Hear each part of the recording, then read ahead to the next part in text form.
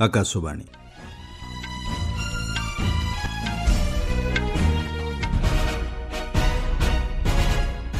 ସମ୍ବାଦ ପଢ଼ୁଛନ୍ତି ସତ୍ୟବ୍ରତ ବେହୁରା। ପ୍ରଗତି ବୈଠକରେ ଅଧ୍ୟକ୍ଷତା କରି ସ୍ୱଚ୍ଛ ଭାରତ ମିଶନ ଦ୍ୱିତୀୟ ପର୍ଯ୍ୟାୟର ପ୍ରଭାବଶାଳୀ କାର୍ଯ୍ୟାନ୍ୱୟନ ଉପରେ ପ୍ରଧାନମନ୍ତ୍ରୀଙ୍କ ଗୁରୁତ୍ୱାରୋପ। ଚାରିଟି ହାଇକୋର୍ଟର ମୁଖ୍ୟ ବିଚାରପତି ଏବଂ ବରିଷ୍ଠ ଆଇନଜୀବୀ ଭି ମୋହନାଙ୍କୁ ସର୍ବୋଚ୍ଚ ନ୍ୟାୟାଳୟର ବିଚାରପତି ଭାବେ ନିଯୁକ୍ତି ପାଇଁ ସୁପ୍ରିମକୋର୍ଟ କଲେଜିୟମଙ୍କ ସୁପାରିଶ। ନୂଆଦିଲ୍ଲୀରେ ଆଜି ଖରିଫ ଅଭିଯାନ ପାଇଁ କୃଷି ଉପରେ ଜାତୀୟ ସମ୍ମିଳନୀକୁ ଉଦ୍ଘାଟନ କରିବେ କେନ୍ଦ୍ରମନ୍ତ୍ରୀ ଶିବରାଜ ସିଂ ଚୌହାନ। ଦେଶବ୍ୟାପୀ ଆଜି ପାଳନ କରାଯାଉଛି ଇଦ୍ ଉଲ୍ ଆଝା। ଏବଂ ଆଇପିଏଲ୍ କ୍ରିକେଟରେ ଗତକାଲି ସନ୍ରାଇଜର୍ସ ହାଇଦ୍ରାବାଦକୁ 47 ରନ୍ରେ ପରାସ୍ତ କଲା ରାଜସ୍ଥାନ ରୟାଲ୍ସ। ପ୍ରଧାନମନ୍ତ୍ରୀ ନରେନ୍ଦ୍ର ମୋଦି ସ୍ୱଚ୍ଛ ଭାରତ ମିଶନ ଦ୍ୱିତୀୟ ପର୍ଯ୍ୟାୟର ପ୍ରଭାବଶାଳୀ କାର୍ଯ୍ୟାନ୍ୱୟନ ଉପରେ ଗୁରୁତ୍ୱାରୋପ କରିଛନ୍ତି। ଶ୍ରୀ ମୋଦି କହିଛନ୍ତି, ନାଗରିକମାନଙ୍କ ପ୍ରତ୍ୟକ୍ଷ ଅଂଶଗ୍ରହଣ, ନିୟମିତ ଯାଞ୍ଚ ଏବଂ ବିଭିନ୍ନ ଅଂଶୀଦାରମାନଙ୍କ ମଧ୍ୟରେ ସମନ୍ୱୟ ଜରିଆରେ ଏହି ମିଶନର ଫଳାଫଳକୁ ନିଶ୍ଚିତ କରାଯିବା ଉଚିତ। ନୂଆଦିଲ୍ଲୀରେ 51ତମ ପ୍ରଗତି ବୈଠକରେ ଅଧ୍ୟକ୍ଷତା କରି ପ୍ରଧାନମନ୍ତ୍ରୀ ଶ୍ରୀ ମୋଦି ରାଜ୍ୟଗୁଡ଼ିକୁ ବର୍ଜ୍ୟବସ୍ତୁ ପ୍ରକ୍ରିୟାକରଣ ପ୍ଲାଣ୍ଟ ଏବଂ ଗୋବର ଧନ ପ୍ଲାଣ୍ଟ ସମ୍ବନ୍ଧୀୟ ଭିତ୍ତିଭୂମି ସ୍ଥାପନ କାର୍ଯ୍ୟକୁ ତ୍ୱରାନ୍ୱିତ କରିବାକୁ କହିଛନ୍ତି। ବୈଠକରେ ପ୍ରଧାନମନ୍ତ୍ରୀ ରେଳ, ବିଦ୍ୟୁତ୍ ଏବଂ ସଡ଼କ ପ୍ରକଳ୍ପ ସମ୍ପର୍କିତ 9ଟି ରାଜ୍ୟର 30,000 କୋଟି ଟଙ୍କା ସମ୍ବଳିତ 7ଟି ଭିତ୍ତିଭୂମି ପ୍ରକଳ୍ପର ସମୀକ୍ଷା କରିଥିଲେ। ଶକ୍ତି କ୍ଷେତ୍ରରେ ସମୀକ୍ଷା କରିବା ଅବସରରେ ପ୍ରଧାନମନ୍ତ୍ରୀ ସହରାଞ୍ଚଳରେ ଛାତ ଉପରେ ସୌରଶକ୍ତି ପ୍ରକଳ୍ପ ସ୍ଥାପନ ପ୍ରକ୍ରିୟାକୁ ତ୍ୱରାନ୍ୱିତ କରିବାକୁ କହିଛନ୍ତି। ବିଶେଷକରି ସହରଗୁଡ଼ିକରେ ଥିବା ଆବାସିକ କୋଠା ଏବଂ ସରକାରୀ ପ୍ରତିଷ୍ଠାନଗୁଡ଼ିକରେ ସୌରଶକ୍ତି ପ୍ରକଳ୍ପ ସ୍ଥାପନ ଉପରେ ଶ୍ରୀ ମୋଦି ଗୁରୁତ୍ୱାରୋପ କରିଛନ୍ତି। ବିଦ୍ୟୁତ୍ ଖର୍ଚ୍ଚ ହ୍ରାସ କରିବା, ଶକ୍ତି ସୁରକ୍ଷାକୁ ଉନ୍ନତ କରିବା ଏବଂ ସ୍ୱଚ୍ଛ ଶକ୍ତିକୁ ପ୍ରୋତ୍ସାହିତ କରିବା ଲାଗି ସୌରଶକ୍ତି ପ୍ରକଳ୍ପ ସ୍ଥାପନକୁ ମିଶନ ମୋଡ୍ରେ ଗ୍ରହଣ କରିବା ଲାଗି ପ୍ରଧାନମନ୍ତ୍ରୀ ପରାମର୍ଶ ଦେଇଛନ୍ତି। ରାସ୍ତା ଏବଂ ବନ୍ଦର ଯୋଗାଯୋଗ ପ୍ରକଳ୍ପର ସମୀକ୍ଷା କରି ପ୍ରଧାନମନ୍ତ୍ରୀ ଭାଦବନ ବନ୍ଦରକୁ ବହୁମୁଖୀ ବିକାଶ ପ୍ରକଳ୍ପ ଭାବରେ ଗ୍ରହଣ କରିବା ଉପରେ ଗୁରୁତ୍ୱାରୋପ କରିଛନ୍ତି। କେନ୍ ବେତୁଆ ନଦୀ ସଂଯୋଗୀକରଣ ପ୍ରକଳ୍ପର ସମୀକ୍ଷା କରି ପ୍ରଧାନମନ୍ତ୍ରୀ ଏହାକୁ ଆନ୍ତଃରାଜ୍ୟ ଜଳ ସମସ୍ୟାର ସମାଧାନ ଦିଗରେ ଆଦର୍ଶ ଭାବରେ ଗ୍ରହଣ କରିବା ଲାଗି କହିଛନ୍ତି। ପ୍ରଧାନମନ୍ତ୍ରୀ କହିଛନ୍ତି, ସାର୍ବଜନୀନ ପ୍ରକଳ୍ପଗୁଡ଼ିକର କାର୍ଯ୍ୟାନ୍ୱୟନରେ ବିଳମ୍ବ ହେଲେ ଖର୍ଚ୍ଚ ବୃଦ୍ଧି ପାଇବା ସହ ନାଗରିକମାନେ ଆବଶ୍ୟକୀୟ ସୁବିଧା ସୁଯୋଗରୁ ବଞ୍ଚିତ ହୋଇଥାନ୍ତି। ପ୍ରଧାନମନ୍ତ୍ରୀ କହିଛନ୍ତି, ବିଭିନ୍ନ ମନ୍ତ୍ରାଳୟ, ବିଭାଗ ଏବଂ ରାଜ୍ୟଗୁଡ଼ିକ ସମସ୍ୟାର ସମାଧାନ କରିବା କ୍ଷେତ୍ରରେ ସକ୍ରିୟ ଏବଂ ସମୟଭିତ୍ତିକ ଆଭିମୁଖ୍ୟ ଗ୍ରହଣ କରିବା ଉଚିତ। ରାଷ୍ଟ୍ରପତି ଦ୍ରୌପଦୀ ମୁର୍ମୁ ଆଜି ଗ୍ୟାଙ୍ଗଟକ୍ର ପାଲଜୋର ଷ୍ଟାଡିୟମରେ ସିକ୍କିମ ପୋଲିସକୁ ରାଷ୍ଟ୍ରପତିଙ୍କ ପୋଲିସ ଧ୍ୱଜା ପ୍ରଦାନ କରିବେ। ଏହି ପୁରସ୍କାର ପାଇବା କ୍ଷେତ୍ରରେ ସିକ୍କିମ 15ତମ ରାଜ୍ୟ ଏବଂ ପୂର୍ବାଞ୍ଚଳର ତୃତୀୟ ରାଜ୍ୟ ହେବ। ଏହି ଅବସରରେ ସିକ୍କିମ ପୋଲିସର 400 ଜଣ ଯବାନ ପରେଡରେ ଅଂଶଗ୍ରହଣ କରିବେ। ରାଷ୍ଟ୍ରପତି ପୋଲିସ ଧ୍ୱଜା ଅସାଧାରଣ ସେବା, ଅନୁଶାସନ ଓ ଦେଶ ପ୍ରତି ସମର୍ପଣ ଲାଗି ସର୍ବୋଚ୍ଚ ସମାନ ଭାବେ ପ୍ରଦାନ କରାଯାଇଥାଏ। ସୁପ୍ରିମକୋର୍ଟ କଲେଜିୟମ 4ଟି ହାଇକୋର୍ଟର ମୁଖ୍ୟ ବିଚାରପତି ଏବଂ ବରିଷ୍ଠ ଆଇନଜୀବୀ ଭି ମୋହନାଙ୍କୁ ସର୍ବୋଚ୍ଚ ନ୍ୟାୟାଳୟର ବିଚାରପତି ଭାବେ ନିଯୁକ୍ତି ଲାଗି ସୁପାରିଶ କରିଛନ୍ତି। ସୁପ୍ରିମକୋର୍ଟ ୱେବସାଇଟ୍ରୁ ମିଳିଥିବା ତଥ୍ୟ ଅନୁଯାୟୀ ପ୍ରଧାନ ବିଚାରପତି ସୂର୍ଯ୍ୟକାନ୍ତଙ୍କ ଅଧ୍ୟକ୍ଷତାରେ ଚଳିତ ମାସ 22 ଏବଂ 27 ତାରିଖରେ ଅନୁଷ୍ଠିତ କଲେଜିୟମ ବୈଠକରେ ଏହି ନିଷ୍ପତ୍ତି ହୋଇଛି। ପଞ୍ଜାବ ଏବଂ ହରିୟାଣା ଉଚ୍ଚ ନ୍ୟାୟାଳୟର ମୁଖ୍ୟ ବିଚାରପତି ସିଲ୍ ନାଗୁ, ବମ୍ବେ ହାଇକୋର୍ଟର ମୁଖ୍ୟ ବିଚାରପତି ଶ୍ରୀ ଚନ୍ଦ୍ରଶେଖର, ମଧ୍ୟପ୍ରଦେଶ ହାଇକୋର୍ଟର ମୁଖ୍ୟ ବିଚାରପତି ସଞ୍ଜୀବ ସଚଦେବା, ଜମ୍ମୁ କାଶ୍ମୀର ଏବଂ ଲଦାଖ ହାଇକୋର୍ଟର ମୁଖ୍ୟ ବିଚାରପତି ଅରୁଣ ପାଲି ଏବଂ ବରିଷ୍ଠ ଆଇନଜୀବୀ ଭି ମୋହନାଙ୍କୁ ସୁପ୍ରିମକୋର୍ଟର ବିଚାରପତି ଭାବେ ନିଯୁକ୍ତି ଲାଗି ସୁପାରିଶ କରାଯାଇଛି।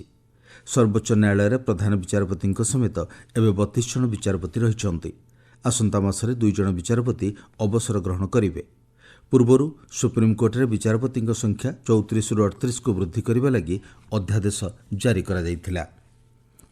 ବୈଦେଶିକ ମନ୍ତ୍ରୀ ଡକ୍ଟର ଏସ୍ ଜୟଶଙ୍କର ସାଇପ୍ରସରେ ୟୁରୋପୀୟ ସଂଘର ବୈଦେଶିକ ମନ୍ତ୍ରୀମାନଙ୍କ ବୈଠକରେ ଯୋଗଦେବା ଲାଗି ଜିମ୍ନିଚ୍ରେ ପହଞ୍ଚିଛନ୍ତି।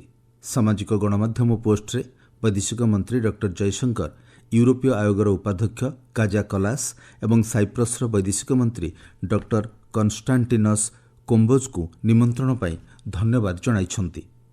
ଆପଣମାନେ ସମ୍ବାଦ ଶୁଣୁଛନ୍ତି ଆକାଶବାଣୀରୁ। ନୂଆଦିଲ୍ଲୀରେ ଆଜି ଖରିଫ ଅଭିଯାନ ପାଇଁ କୃଷି ଉପରେ ଜାତୀୟ ସମ୍ମିଳନୀକୁ କେନ୍ଦ୍ର କୃଷି ଓ କୃଷକ କଲ୍ୟାଣ ମନ୍ତ୍ରୀ ଶିବରାଜ ସିଂ ଚୌହାନ ଉଦ୍ଘାଟନ କରିବେ। ଏହି ଦୁଇଦିନିଆ କାର୍ଯ୍ୟକ୍ରମରେ ରାଜ୍ୟଗୁଡ଼ିକର ଅଂଶଗ୍ରହଣ କୃଷି ଏବଂ ଆନୁଷଙ୍ଗିକ କ୍ଷେତ୍ର ସହ ଜଡ଼ିତ ଗୁରୁତ୍ୱପୂର୍ଣ୍ଣ ପ୍ରସଙ୍ଗ ଉପରେ ଆଲୋଚନା ହେବ। କୃଷି ଓ କୃଷକ କଲ୍ୟାଣ ମନ୍ତ୍ରଣାଳୟର ସୂଚନା ଅନୁଯାୟୀ ସମ୍ମିଳନୀରେ ଆଗାମୀ ଖରିଫ ଋତୁ ପାଇଁ ରଣନୀତି ପ୍ରସ୍ତୁତ କରିବା ନିମନ୍ତେ ସ୍ଥାୟୀ କୃଷି, ବୃଦ୍ଧି ପାଉଥିବା ଉତ୍ପାଦକତା, ଜଳବାୟୁ ସ୍ଥିରତା, ଭିତ୍ତିଭୂମି ସୁଦୃଢ଼ୀକରଣ ଏବଂ କୃଷକ ସମୃଦ୍ଧି ପ୍ରସଙ୍ଗରେ ବିସ୍ତୃତ ଆଲୋଚନା କରାଯିବ।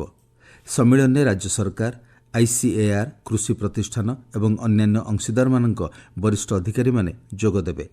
ଦେଶରେ ଖରିଫ ଋତୁରେ କୃଷି ଏବଂ ଉତ୍ପାଦନ ସମ୍ବନ୍ଧିତ ଆହ୍ୱାନ ଓ ପ୍ରତିବନ୍ଧକଗୁଡ଼ିକ ବିଷୟରେ ଆଲୋଚନା କରାଯାଇ ସମାଧାନର ସୂତ୍ର ବାହାର କରିବା ଉପରେ ସମ୍ମିଳନୀରେ ଧ୍ୟାନ କେନ୍ଦ୍ରିତ କରାଯିବ।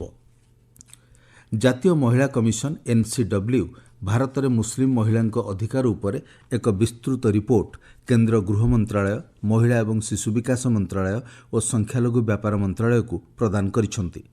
ଦେଶରେ ମୁସଲିମ ମହିଳାଙ୍କ ଆଇନଗତ, ସାମାଜିକ ଏବଂ ସାମ୍ବିଧାନିକ ଅଧିକାରକୁ ଦୃଢ଼ କରିବା ଲକ୍ଷ୍ୟରେ ଜାତୀୟ ସ୍ତରରେ ଆଲୋଚନା ପର୍ଯ୍ୟାଲୋଚନା ପରେ କମିଶନ କେତେକ ସୁପାରିଶ ରିପୋର୍ଟରେ ସ୍ଥାନିତ କରିଛନ୍ତି। ମହିଳାମାନଙ୍କ ଅଧିକାରକୁ ଦୃଢ଼ କରିବା କ୍ଷେତ୍ରରେ ସାମ୍ବିଧାନିକ ସୁରକ୍ଷା ଏବଂ ଆଇନଗତ ସଂସ୍କାରର ଗୁରୁତ୍ୱପୂର୍ଣ୍ଣ ଅବଦାନ ରହିଥିବା ବେଳେ ଏହି ରିପୋର୍ଟ ସମ୍ପୃକ୍ତ କ୍ଷେତ୍ରରେ ଅଧିକ ପାରଦର୍ଶିତା ଆଣିବ ବୋଲି କୁହାଯାଇଛି। ରିପୋର୍ଟରେ ନ୍ୟାୟ ପାଇବା କ୍ଷେତ୍ରରେ ଅଧିକ ସ୍ପଷ୍ଟତା ଏବଂ ସ୍ଥିରତା ଆଣିବା ଲାଗି ସୁପାରିଶ କରାଯାଇଛି। ବିଶେଷକରି ବିବାହ, ଛାଡ଼ପତ୍ର, ଭରଣପୋଷଣ ଏବଂ ଉତ୍ତରାଧିକାର ସମ୍ପର୍କିତ ପ୍ରସଙ୍ଗଗୁଡ଼ିକ ଉପରେ ରିପୋର୍ଟରେ ଗୁରୁତ୍ୱ ଦିଆଯାଇଛି। ରିପୋର୍ଟ ପ୍ରସ୍ତୁତି ସମୟରେ ମୁସଲିମ ବ୍ୟକ୍ତିଗତ ଆଇନ ଶରିୟତ 1937, ମୁସଲିମ ବିବାହ ବିଚ୍ଛେଦ ଆଇନ 1939, ମୁସଲିମ ମହିଳା ଛାଡ଼ପତ୍ର ଅଧିକାର ସୁରକ୍ଷା ଆଇନ 1986 ଏବଂ ମୁସଲିମ ମହିଳା ବିବାହ ଅଧିକାର ସୁରକ୍ଷା ଆଇନ 2019ର ବିଶ୍ଳେଷଣ କରାଯାଇଥିଲା। ଦେଶବ୍ୟାପୀ ଆଜି ଇଦ୍ ଉଲ୍ ଆଝା ପର୍ବ ପାଳନ କରାଯାଉଛି। ବିଭିନ୍ନ ମସଜିଦରେ ମୁସଲିମ ସମ୍ପ୍ରଦାୟର ଲୋକମାନେ ନମାଜ ପାଠ ଲାଗି ଏକତ୍ରିତ ହୋଇଛନ୍ତି। ଉତ୍ତରପ୍ରଦେଶ ସମେତ ଦେଶର ବିଭିନ୍ନ ଅଞ୍ଚଳରେ ସୁରକ୍ଷା ବ୍ୟବସ୍ଥା କଡ଼ାକଡ଼ି କରାଯାଇଛି। ରାଷ୍ଟ୍ରପତି ଦ୍ରୌପଦୀ ମୁର୍ମୁ ଇଦ୍ ଉଲ୍ ଜୁହା ଅବସରରେ ଦେଶବାସୀଙ୍କୁ ଶୁଭେଚ୍ଛା ଜଣାଇଛନ୍ତି। ରାଷ୍ଟ୍ରପତି କହିଛନ୍ତି, ଏହି ପର୍ବ ଭକ୍ତି, ତ୍ୟାଗ ଏବଂ ନିଃସ୍ୱାର୍ଥପରତାର ପ୍ରତୀକ। ମାନବତାର ସେବା କରିବା ଲାଗି ଏହି ପର୍ବ ପ୍ରେରଣା ଦେଇଥାଏ। ତେଣୁ ସମାଜରେ ପ୍ରେମ ଏବଂ ସଦ୍ଭାବନାକୁ ପ୍ରୋତ୍ସାହିତ କରିବା ପାଇଁ ସଂକଳ୍ପ ନେବାକୁ ରାଷ୍ଟ୍ରପତି ଆହ୍ୱାନ ଦେଇଛନ୍ତି। ସ୍ୱରାଷ୍ଟ୍ରମନ୍ତ୍ରୀ ଅମିତ ଶାହା ଆଜି ଦିନିକିଆ ଗୁଜରାଟ ଗସ୍ତରେ ଯାଉଛନ୍ତି। ଶ୍ରୀ ଶାହା ଅହମ୍ମଦାବାଦ ଏବଂ ଗାନ୍ଧୀନଗର ଜିଲ୍ଲାରେ ଅନେକଗୁଡ଼ିଏ ଜନକଲ୍ୟାଣକାରୀ ପ୍ରକଳ୍ପର ଉଦ୍ଘାଟନ ଓ ଶିଳାନ୍ୟାସ କରିବେ। ଏଥିରେ ଶିକ୍ଷା ଏବଂ ଗ୍ରାମୀଣ ଭିତ୍ତିଭୂମି ପ୍ରକଳ୍ପ ରହିଛି। ଗାନ୍ଧୀନଗର କଲୋଲ ତହସିଲରୁ ଶ୍ରୀ ଶାହା ଗସ୍ତ ଆରମ୍ଭ କରିବାକୁ ଥିବାବେଳେ ସେଠାରେ ସେ କେତେକ ବିକାଶମୂଳକ ପ୍ରକଳ୍ପକୁ ଦେଶ ଉଦ୍ଦେଶ୍ୟରେ ଉତ୍ସର୍ଗ କରିବେ। କର୍ପୋରେଟ୍ ସାମାଜିକ ଦାୟିତ୍ୱବୋଧ ପଦକ୍ଷେପ ଅଧୀନରେ 3ଟି ନବନିର୍ମିତ ପାଠାଗାର ଓ ପ୍ରାଥମିକ ବିଦ୍ୟାଳୟ କୋଠା ଶ୍ରୀ ଶାହା ଉଦ୍ଘାଟନ କରିବାର କାର୍ଯ୍ୟକ୍ରମ ରହିଛି। ପରେ ଶ୍ରୀ ଶାହା ଭୀମଜୀପୁରାଠାରେ ଭାରତମାତା ସ୍କୋୟାର ଏବଂ ସୋଲାସ୍ଥିତ ମାତା ଉମିୟଧାମ କମ୍ପ୍ଲେକ୍ସରେ ନୂଆ ହଷ୍ଟେଲର ଉଦ୍ଘାଟନ କରିବେ। ଗସ୍ତ ଅବସରରେ ମନ୍ତ୍ରୀ ଶ୍ରୀ ଶାହା ଆଗାମୀ ଅଲିମ୍ପିକ୍ସ ଓ ରାଜ୍ୟଗୋଷ୍ଠୀ କ୍ରୀଡ଼ାର ଭିତ୍ତିଭୂମି ପ୍ରସ୍ତୁତି କାର୍ଯ୍ୟ ନେଇ ଶାହିବାଗ ସର୍କିଟ୍ ହାଉସ୍ଠାରେ ଏକ ଉଚ୍ଚସ୍ତରୀୟ ବୈଠକରେ ଅଧ୍ୟକ୍ଷତା କରିବେ।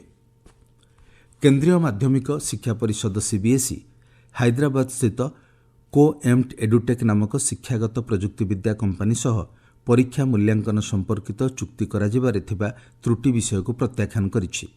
ସାମାଜିକ ଗଣମାଧ୍ୟମ ପୋଷ୍ଟରେ CBSE ଏହି ସୂଚନା ଭ୍ରମାତ୍ମକ ଏବଂ ତଥ୍ୟ ଆଧାରିତ ନୁହେଁ ବୋଲି କହିଛି।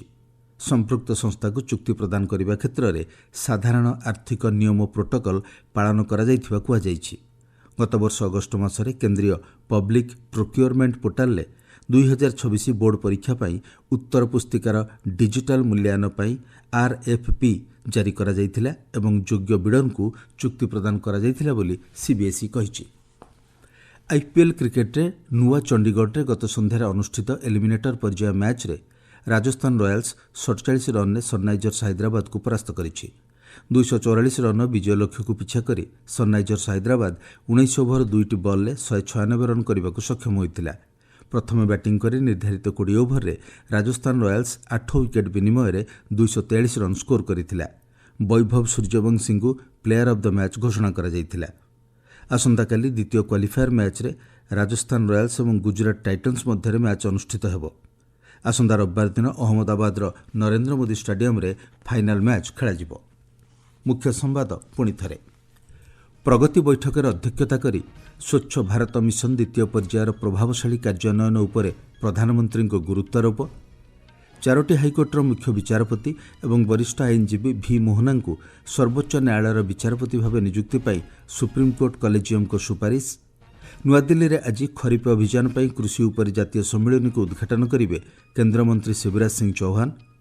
ଦେଶବ୍ୟାପୀ ଆଜି ପାଳନ କରାଯାଉଛି ଇଦ୍ ଉଲ୍ ଆଝା। ଏବଂ ଆଇପିଏଲ୍ କ୍ରିକେଟରେ ଗତକାଲି ସନ୍ରାଇଜର୍ସ ହାଇଦ୍ରାବାଦକୁ 47 ରନ୍ରେ ପରାସ୍ତ କଲା ରାଜସ୍ଥାନ ରୟାଲ୍ସ। ସମ୍ବାଦ ଶେଷ ହେଲା।